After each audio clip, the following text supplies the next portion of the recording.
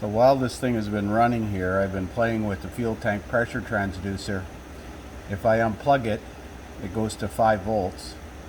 So I'm sure the wiring is okay. Right now it's showing negative 6 inches of water, which is like 0.15 psi. The sensor looks something like this. This is one off of a 2014, and this one's right in the top of the fuel pump with a little grommet, and I was hoping this one would be the same. This welding truck has a hole cut in the deck for the sensor, but the sensor's in the evap hose or line, so I'm sure it's sold with the line. I was told by a Ford technician that they've seen a high failure rate of these when the customer has the vehicle rust checked. See, it appears that the rust check oil can find its way into the sensor. There appears to be some kind of exposed terminals there on the bottom of the sensor that you can see. Focus. And if oil gets in there, it can skew the sensor apparently.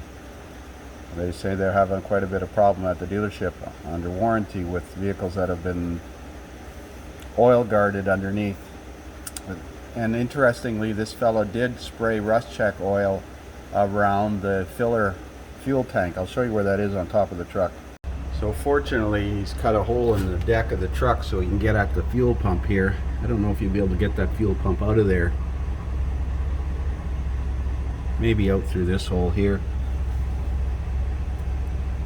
I'd certainly be giving it a try as opposed to pulling the tank, but you can see the fuel tank pressure sensor is that one over there, and it's integrated into the hose there. I don't know how far back that hose goes or what's involved, but I'm sure that the procedure to replace that sensor is to remove the entire tank and disconnect the line. I think I'd be trying to cut the line and put a piece of fuel line in between a couple of hose clamps. There's no pressure on that hose, so it's not a concern about it leaking fuel. It's just a vapor line. But that's the fuel tank pressure sensor. When I unplug it, it goes to 5 volts on the scan tool. Now I tried to spray it with brake cleans and blow it off. We're going to leave it for now. So I'm going to try a gross leak test on this truck to see if it passes now, because the pressure sensor is actually in range right now.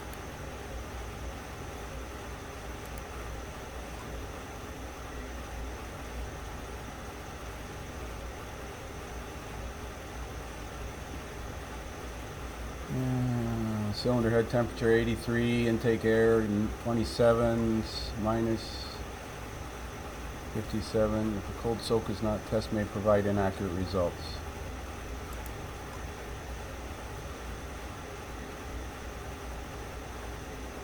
So there's the fuel tank pressure. Checking fuel tank pressure sensor, and there's the fuel tank pressure sensor voltage. There's it in PSI. Well, that's cool. They give you the inches of water and PSI at the same time. So in a second, it should put a vacuum on the purge valve. You should see the purge duty cycle increase, and you should see negative pressure in the fuel tank.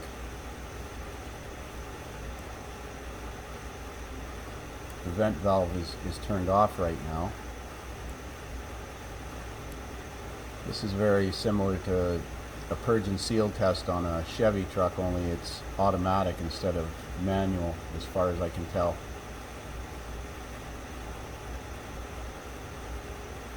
Checking the fuel tank pressure sensor, so it's checking to see if suspect blockage in the evap system. So it failed. That pressure sensor should actually be indicating 0. So that pressure sensor is skewed. I couldn't plug in that other one that I have, this one here, because it has a different electrical connector. So we'll let him know that he needs that pressure sensor, and we'll deal with that at a later time. So we're back working on this F350 with the fuel tank pressure sensor. That pressure sensor comes with that line. I don't know how long that line is, but there's none in North America apparently. It fits only an F350, Ford couldn't give me an ETA as to how long it would take to get it. And on top of that, it's $875 Canadian, which is like 400 American, but nevertheless, it's still ridiculously expensive. And if you're going to change the whole assembly, you're going to have to take that tank down, because I'm sure that line runs across to the back of the tank. So I'm going to try to get it out of there. I'm going to cut it off just on the other side of the sensor. And I'm going to go to the recycling yard and see if I can find one from a Ford Escape, because it apparently looks very similar. Got nothing to lose. It doesn't work anyways. So there's the line removed. Push this release in towards the pipe and gently pull up on the pipe at the same time to release it. I've cut it off, and I'm going to use a piece of regular 5/8 hose and a couple of hose clamps, because no pressure on that line whatsoever, very little. So it's just a vapor line. I'm going to take this piece to the recycling yard and see if I can find something like that. I was looking at some applications, and Ford Escape has a very similar arrangement where the pressure sensor's in the line like this. But $875 for a line is ridiculous. So at the salvage yard, I was able to find one out of a 2009 F350 Super Duty, obviously a gas engine. The box was off the truck, fortunately. That's the way they should have made it, with hose clamps, so that it could be serviced just by changing the damn sensor. The connector might be different, so that's why I grabbed the harness off this thing. Going to see if this one will fit electrically. If it'll plug in, I'm going to check it to make sure it works before we go to the trouble of installing it. So the connectors are different, so I'm going to see if I can depin the terminals from this connector and swap over just the body of the connector. I think the terminals are the same, but we'll find out shortly. So here's the connector that's on the truck, pin 1, 2, and 3. Here's the connector that I have. It's 3, 2, and 1, but the circuits are in the same spot, so it's actually arranged in the same manner, in the same color wires, but the connector body is different. So I have to pay attention to the orientation of this thing. The middle one is the same. It's yellow and violet, and then pin 1 is violet green on this one, but over here it's pin 3 violet green.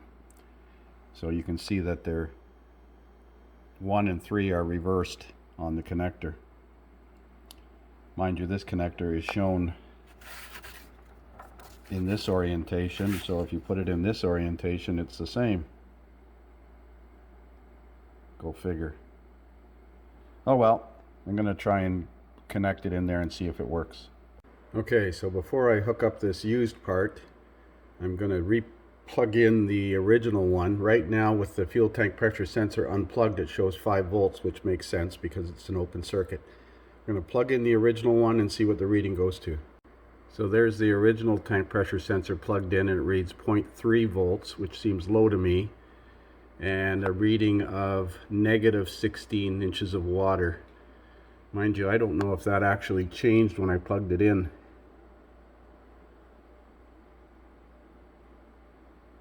Let's see where I plugged it in. Yes, it did. It went from plus 16 to minus 16. Interesting. That seems like the default value for it. Alright, well, we're going to hook up this addition, or this used one. I've got it here. I've taken it off the line. Now you see there's a atmospheric side of this sensor apparently, and that's where I think the undercoating might get in and affect it. Well, we'll see what happens. So there's the 3 terminals depinned. Pull that red secondary lock out first, and then release the plastic retainers and pull the wires out. Now I know the yellow one goes in the middle, so we'll transfer the wires into this other connector, hopefully the same series terminals. So I was right, there were the same terminals inside the connector body, and I put them in the appropriate locations for the connector on the 09, just switch the wires around. So we'll plug in the 09 sensor and see what it reads. So now the fuel tank pressure sensor voltage reads 2.66 volts, and the pressure reads 0.23 inches of water, which is nothing, basically zero. So we're going to mechanically install this in there now. I've just got it plugged in. I have to connect it like so. Hoping I can just attach that hose and a hose clamp on it. Maybe put something inside this so that it doesn't crimp. Anyways, I'm going to take it back off and attach it. So there's the new used part plugged in, installed. A couple of short piece of hose in here with a couple of hose clamps and another hose clamp on the other end. Now we're going to do a purge and seal test and see if it passes. So we're going to try this gross leak code on here that failed before. Key on. It won't find a small leak, 20 thou, but it will find a gross leak. It wouldn't get past the initial starting point because the pressure sensor was out of range. Fuel temperature is a major factor in the generation of fuel vapors and tank pressures. Recommend the vehicle complete a cold soak. Well, it's cool.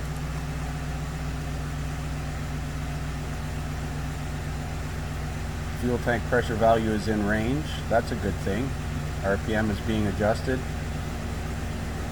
Here it's showing you its fuel tank pressure in PSI and inches of water. And adjusting the RPM. I suspect it's going to energize the purge solenoids shortly. Holding a target vacuum, beautiful. And then it checks to see if it'll hold a target vacuum.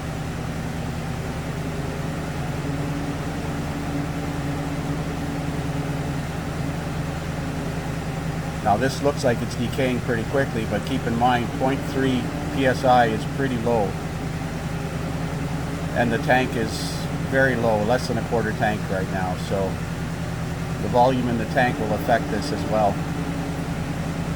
Target vacuum is achieved, please wait. The vacuum bleed down and bleed up is in range. And I think that means it passed. Vacuum pressure value is in range. So now it bled off the pressure in the tank. Test passed. Awesome.